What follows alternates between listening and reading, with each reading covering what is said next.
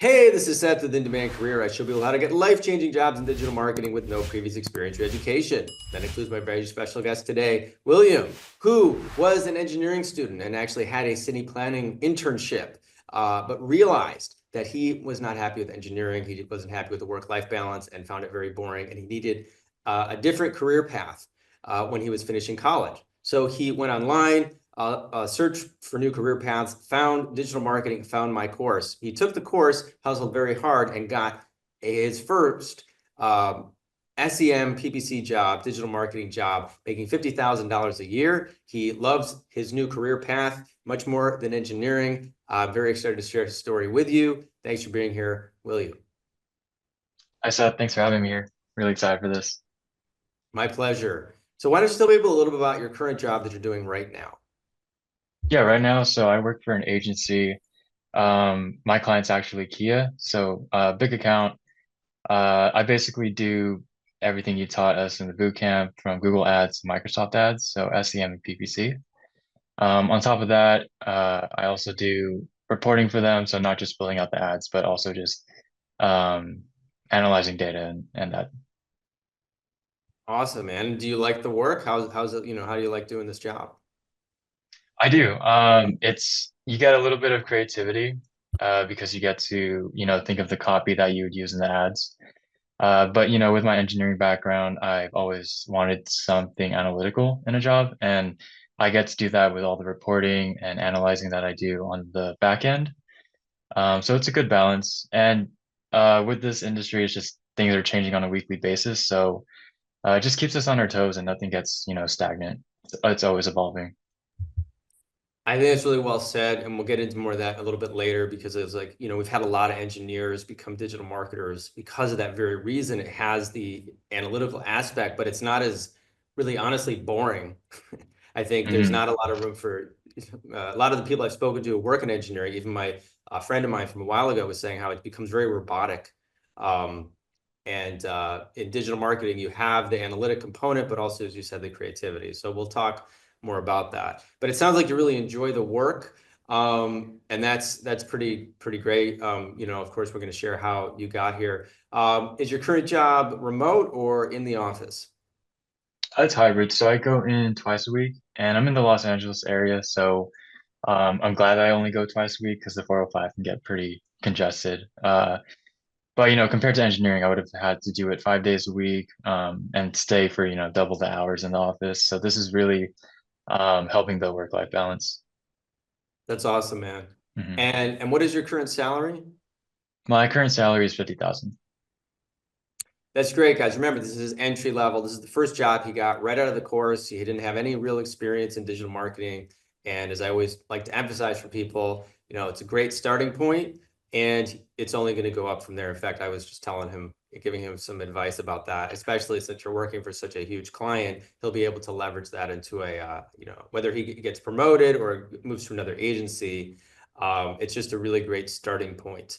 Um, so yeah, so and this is the question, everybody always wants to know is like, well, how did you get here? So, what was going on in your life when you first found this course and what, motivated you to look for something other than your major, what you were majoring in?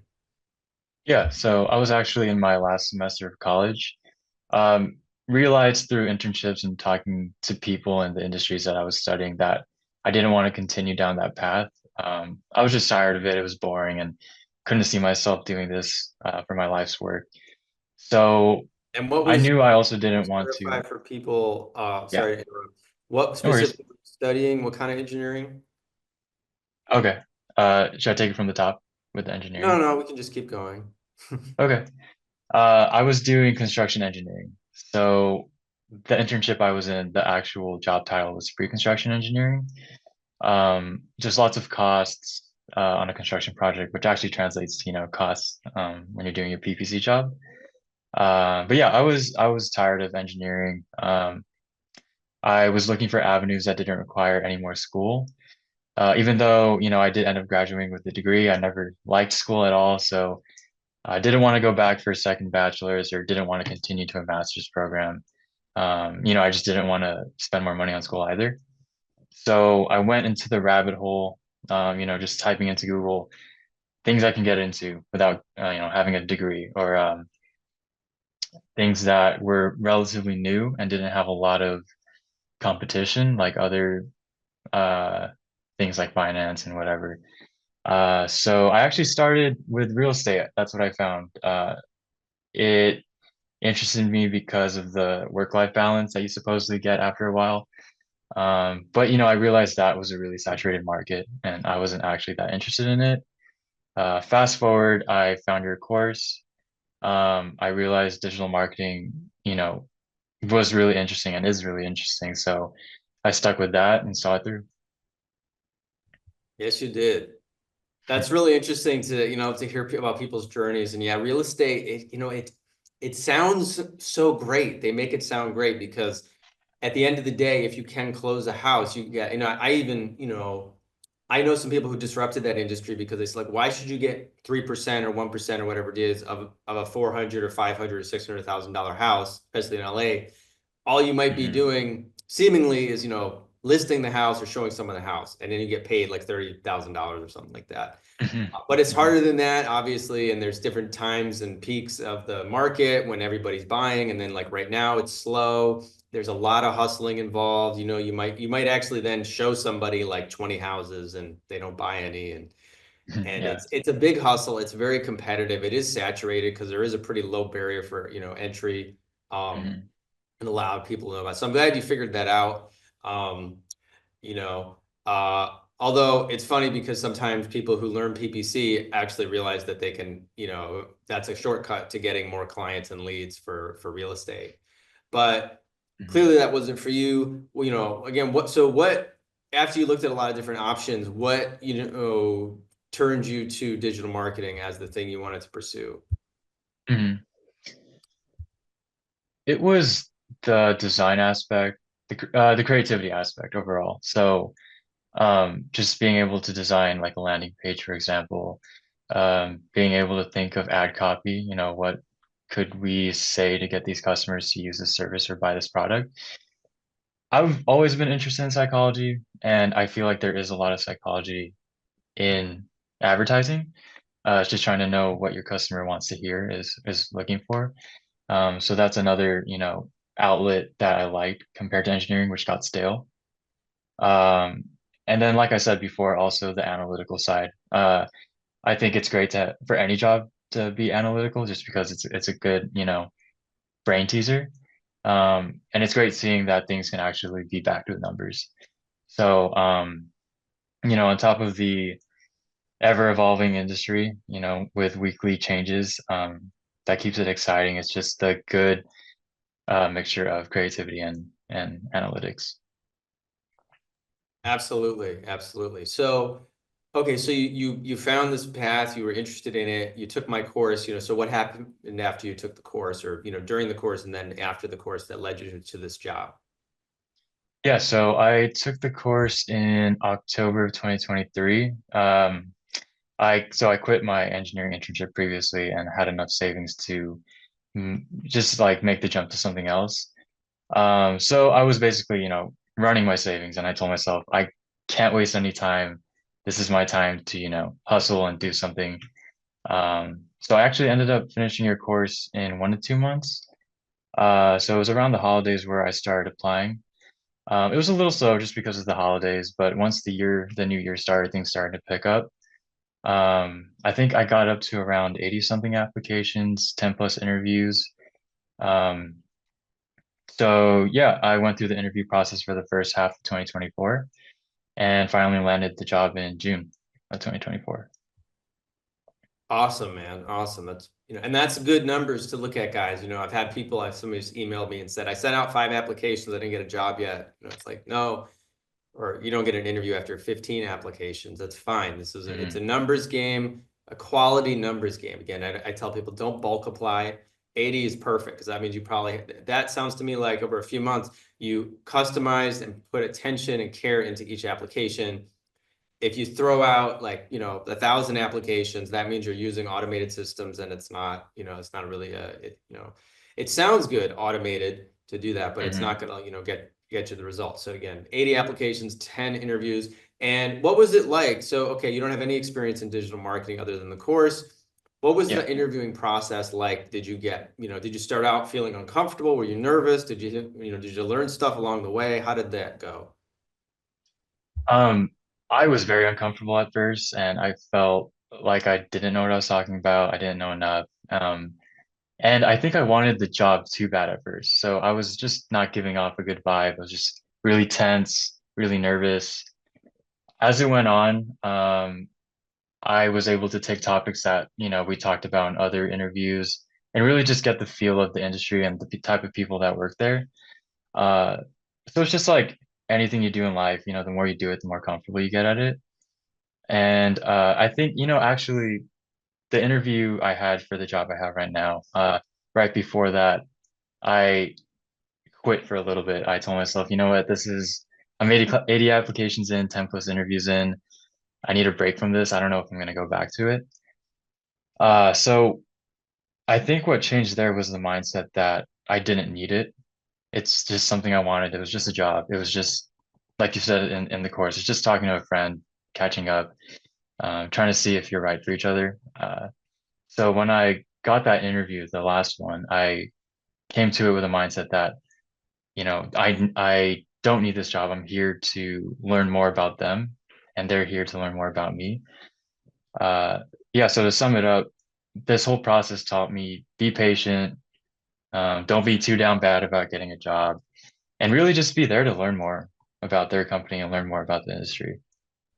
That is great advice. That is what I try to teach in the course. I think I include this clip from Bryan Cranston, the actor who's in Breaking Bad, where he talks about how he became successful as an actor when he realized his job in the audition was merely to present himself.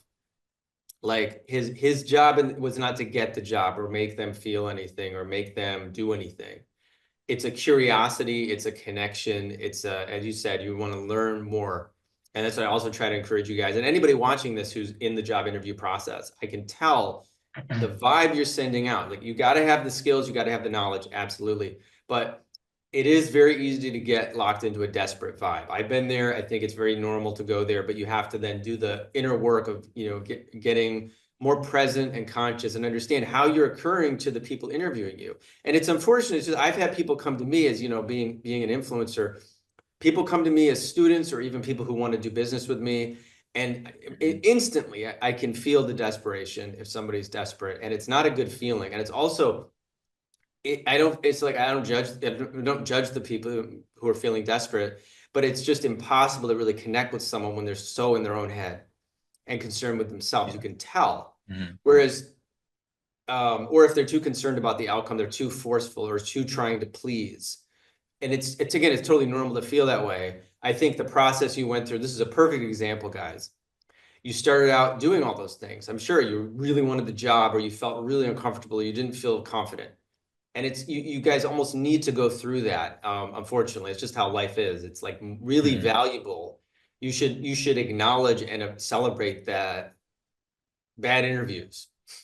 You know, I love stand-up comedy, and one thing I've noticed among stand-up comedians is that they celebrate when they bomb. I love hearing Steve Martin or Jerry Seinfeld. These are hugely successful. They'll talk about the times where they were terrible, and they will celebrate it. They will laugh about it, and they'll be proud of it. So you want to look back at your bad interviews, or if you're just starting out, as like, I'm going to laugh at this someday, and you need to go through it.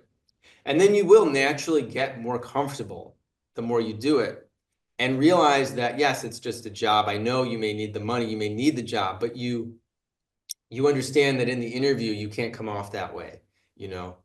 And it also, it's actually, I'm sorry, I'm going off on a little thing here, guys, because I do get these questions a lot. It's just like dating. It's like any human interaction. If you truly are going to work with this company, it can't be based on like, I need a job. It has to be based on the shared values and benefits you're both going to get. So it really gets in the way that, like, neediness mindset. You want to understand too. It's like, we're going to be in a long-term relationship. That's really like, you're looking at a long-term relationship. You really want to be curious. Like, what is the company all about? How can I contribute? Will I fit here? Is this a good match? for me. And when you have that curiosity, you're a little more grounded and it's a much more expansive conversation. So everything you just said is gold, guys. And you're it's total proof. It's so funny. You let go and you kind of relaxed about it, and then you got the job. So walk us through the interview a little bit more detail. How many interviews did you do? What kind of questions were they asking? Like, how did it go? Yeah, so I went through 3 interviews. The first one was just the phone call with the hiring agent. That's just, basic screener, very basic questions. They just want to see, at the end of the day, you're not a bot and you're not a weirdo. Got past that one. The first round was with the both managers of our account. That one was very much a personality field test. So not so many technical questions, just like what I've been doing, how did I get into this? Some brain teasers, like if you could go back in time and choose, any time to go back to, what would you choose? So yeah, just a lot of personality for that first round. Second round was when they brought in someone who he's a specialist, so he knows uh, a lot of the account stuff, and he wants to see that I would be able to work with him on that. So he was asking a lot of technical questions, and I was actually able to answer a lot of them just because of my freelancing experience. And they were, I could tell they really valued that. Not a lot of the applicants that they interviewed had actual experience. And it's different when you have actual experience because it's something that you can portray in a conversation. You're not just, BSing it, or it's like you read an article and you're trying to regurgitate it. You're actually talking from your own experience, which makes it more wholesome. So they really liked that in the second interview, or the second round of the interview. And I think I just waited like 2 weeks for a response through email from them, and that was it. And how did they offer you the job? Was it a phone call or was it an email? It was an email at first, and actually this story is pretty funny. So the hiring agent emailed me and said that she was going on a trip to London and she wouldn't be available for like 1 to 2 weeks. And it was after business hours too when I saw this email. So I went through like my history of phone calls because she didn't give me her number in the email, and I found her number and I called her because I was like, I cannot wait another 1 to 2 weeks to hear this. And it sounded like good news because they wanted to talk to me more. So I was like, ooh, maybe I got the job. I called her and she was at the airport about to leave to London, and she said, "Oh yeah, you got the job." So yeah, that's how I found out. That's right. What's great, you're proactive because it's like, oh, we want to talk to you. Could mean many different things. Yeah. Okay, so she told you that, and then did they obviously they contacted you and hired you. Mm. Did you get an official offer letter after that? Yeah, I did. She said that, because she was going on a trip, that someone would step in and give me an official letter and do all the official stuff like that. Mhm. That's great, man. And how did you feel when this happened? I was actually driving. I used to work at a restaurant, and I was driving home from the restaurant when I got a phone call from her because I called and she missed the first call. Stopped in the gas station, and I was like, I can't drive right now. I'm so excited. So yeah, it was exciting. It's like all this, like we were saying in earlier, you go through all the bad interviews and all those applications, and it feels like an endless void. But like once you finally get it, it's just all this pent up excitement that you finally did it. That's so awesome, man. I'm so happy for you. That's exactly how it is. That's how I felt, when I got my, jobs in this field. Very exciting. You put in the hard work and you achieved your goal. And I'm just curious because we didn't ask you about this, but yeah, so you're working, what were you doing for work? I didn't even ask you. You said you had savings, but you were waiting tables also? Yeah, so I had savings from my engineering internship beforehand, and I was a host at Din Tai Fung. It's this, what is it? It's this Taiwanese restaurant. So yeah, I was basically waiting tables in the meantime. Right. And I actually got that job when I felt burnt out that things weren't going my way, and that's what helped me detach from these interviews as well, because I didn't need a job. And it just became more of a discussion of what the company is and who I am.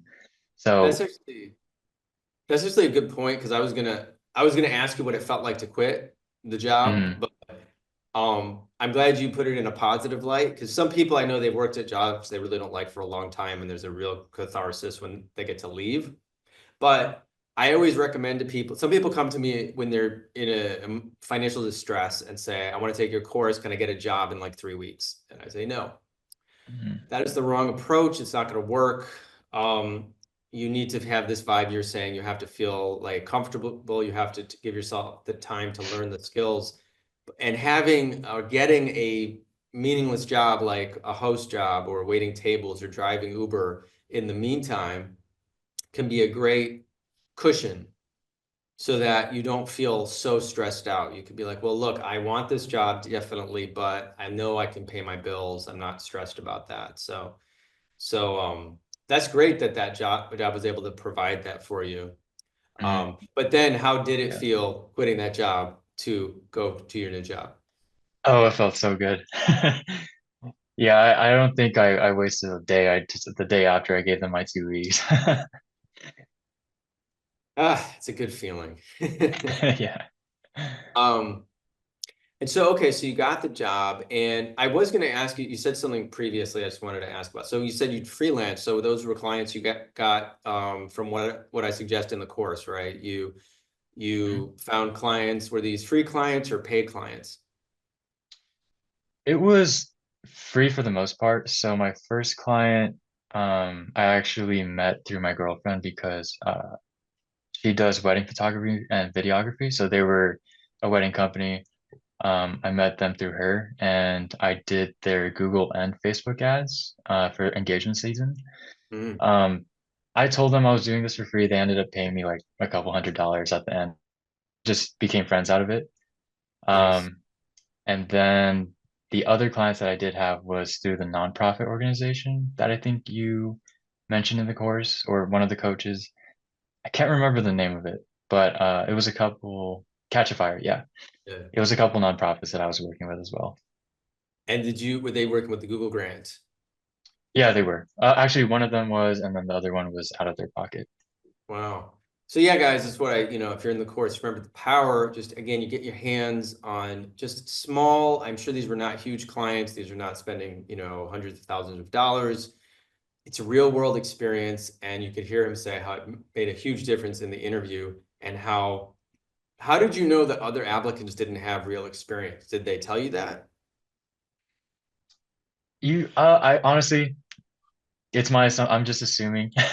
I saw it on their face, maybe, like they have a lot of interviews to do, and it's almost like a sigh of relief that they're Mhm. talking almost to an equal or someone in the industry already.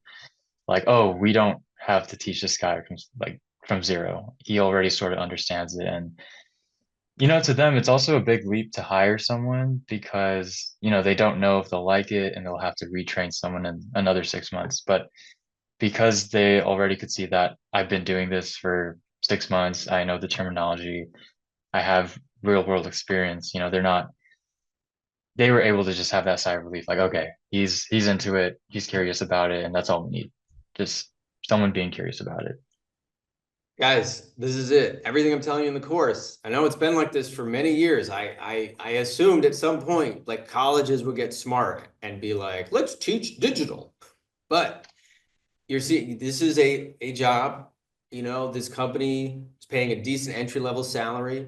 And I think that's a very astute assessment, very smart about it. Because obviously guys, I know a big concern you guys have is like, oh, it's too competitive, it's too saturated, there's too many people that already have the skill set. I'm telling you, this is a real example of how, you could see if they were seeing tons of qualified applicants and he talks about how he worked on a wedding, event planner business or a nonprofit, they might have been like, oh, okay, yeah, whatever. Yeah, okay. We've had 50 other applicants that have been managing all this bad thing. You're not that special. So their expression changed, their whole vibe changed. And then the proof is they hired him. It wasn't just like, oh, I had a premonition that, they liked it. They hired him. This is happening still. Do not underestimate the power of the ineptitude of the higher education system in the United States and throughout the world. They are teaching young people Nothing. And I seen posts on LinkedIn every day. It's like, I majored in marketing and I can't get a job. And it's why? Because you studied stuff from 1980. You didn't even learn about PPC or SEO. So if you do what's in the Mhm. course, get a couple of clients, this will happen for you too. That's what I'm saying. Yeah. I actually do want to add some things. I have some coworkers who did major in marketing. Just like what you said, they couldn't find a job. And they ended up taking, it wasn't your course, but I think it was like something local to Los Angeles, like an extension program, basically your course. And then they were finally able to land a job. So they needed, that marketing degree plus this, digital marketing boot camp to finally land a job. So you said, man, I hear this again and again. And it's like, and it's so funny because now, because of the way they do the statistics, someone that college, wherever they went to college, majored in marketing. Now your coworkers have a job in marketing. And the college will say, it's because of our exemplary education Mm, that they were able to land this job. No, it's in spite of that. These poor students came out with all this debt, no knowledge, and then they had to take additional training. You majored in something completely different. I've had so many students that don't even have a college degree. You just need to get practical skills that employers need. It's so simple. It's so simple compared to how things are taught in college. It's like crazy. It's like they literally spend 4 years. mhm, You literally, I've done videos on this, would not believe the nonsense that they learned in that marketing program. I mean, seriously, concepts like the 4 Ps of marketing and like market research and microeconomics and stuff that has nothing to do with this job. Then they take my course, or as you said, this extension program. They learn how to manage a Google Ads account, get a job. Anyway, uh, very, very well said. Um, so this is fantastic. So once you started the job, how did it go? Did they hand you, this sounds like you're managing a lot of ad spend. Did you have a mentor? How did that work?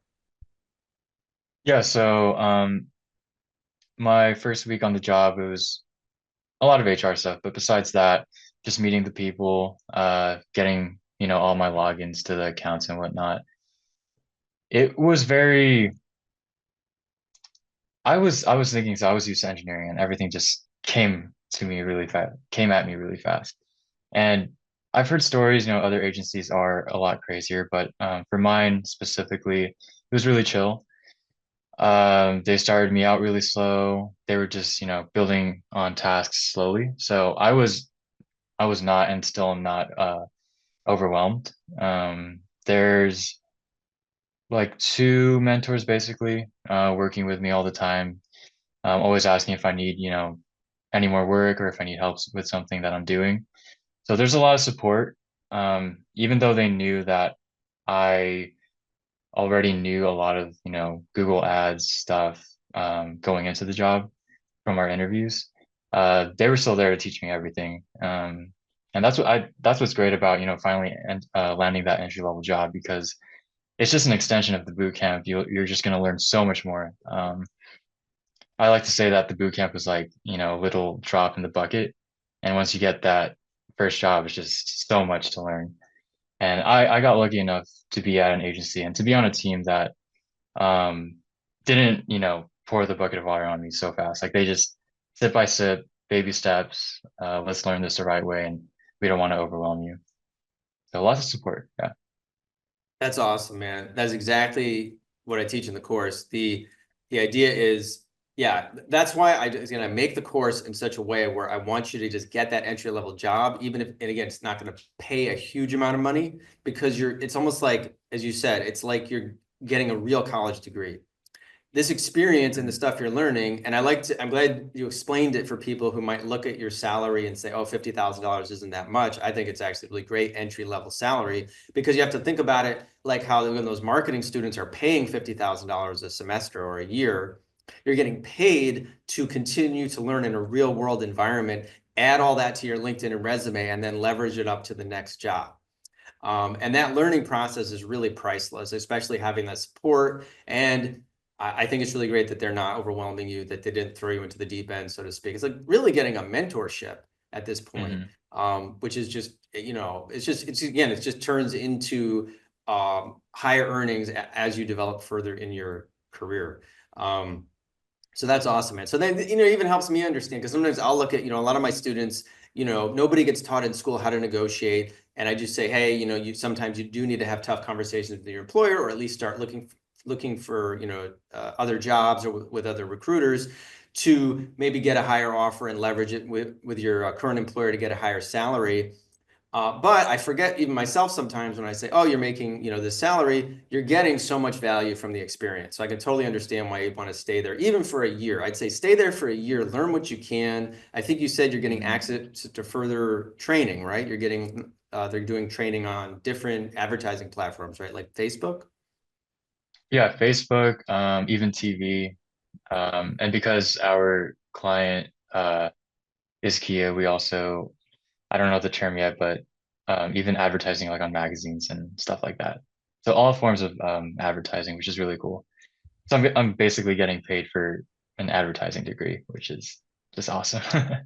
And then actually a valuable one with a real client, not some like, theoretical thing they do in school. And it is Yeah. interesting. This is branding stuff. Like I said, nowadays, the problem with the marketing programs now is that they actually will still teach stuff like, magazines or TV, which truthfully is just not what it used to be. Obviously, digital has Mhm. taken over traditional advertising. But if you're working for a giant brand like Kia or Coke or something, then those guys still advertise on TV. It's very expensive to advertise on TV. It doesn't make any sense for like 90% of advertisers, but those big brands are going to be buying ads in the Super Bowl, primetime television. And that's really exciting, unique kind of niche for you to be in.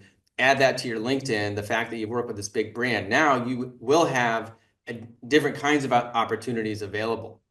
But the fact that you're getting your foundational experience in PPC is the main thing that's going to, I think, leverage you up in your career. But it's just making you very well rounded, and it's a great experience. And I'm very excited to see where you will go from here. I was just curious, what did your family, friends, or your girlfriend think about this career change compared to where you were before? Yeah.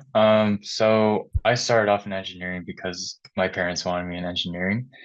Uh, I slowly broke it to them over the course of years. Wish I could have done it sooner, but I just, switched my major in college to city planning, and that was like the first step of not doing what they wanted me to do. Um, and I guess, it took time for them to realize that all they wanted to see was me, be able to take care of myself, to prosper by myself. And they realized that I don't need to do engineering, and I'm lucky, my parents came to that realization. I know others maybe aren't so lucky, and their parents never come to that realization, but uh, they started supporting me in what I was doing. They were a little bit, uh, not so sure about me taking a boot camp online, but uh, like I said, after some time, they realized, okay, this is legit. You don't need to go back to school, to succeed. So it was nice having that support from them. And once I got the job, all that doubt went away in their heads. They're just like, okay, this guy knows what he's doing. We're gonna let him do what he's doing. And I'm lucky enough too that my girlfriend really supported everything that I was going through.